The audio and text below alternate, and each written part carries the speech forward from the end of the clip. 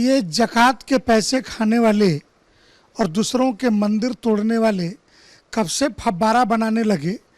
और अगर आपने इस चित्र को देखा होगा तो ऊपर बाकी सब काला है, धुंधला है, बाकी चारों तरफ गंदगी है परिसर में, और पूरे परिसर में नया नया चूना किया गया है। इसके अलावा जब सब काला है तो ऊपर का इतना सफ़ेदी की चमकार दो ईंटों की मूर्ति कैसी दिख रही है।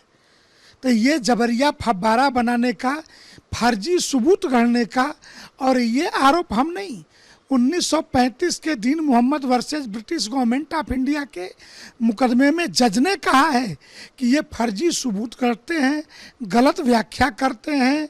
और इसी तरीके से इन्होंने उस दिन जुमे की नमाज के दिन 5000 मुसलमानों को जुटा करके सर्वे रोक करके, और अंदर वाइट सीमेंट 2 से 3 घंटे के अंदर सूख जाता है, पानी का असर नहीं होता, तो ये फट गया।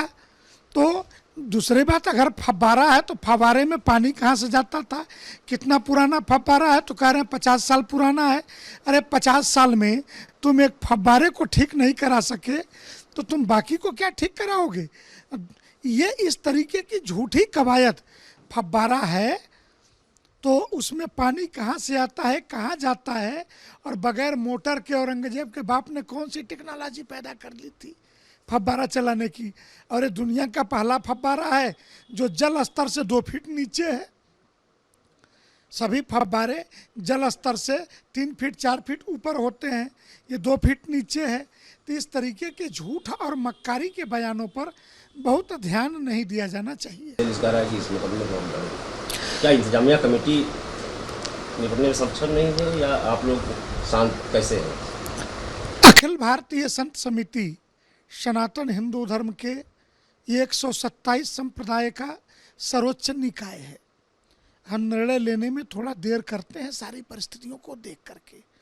अभी तक ये माना जा रहा था कि ये मुकदमा है, चल रहा है, न्यायालय में इसका फैसला होगा तो ज़्यादा ठीक होगा। लेकिन जो कल all India Muslim personal law board ने भाषा इस्तेमाल की है, ये गुंडागर्दी है, न्याय व्यवस्था को धमकी है।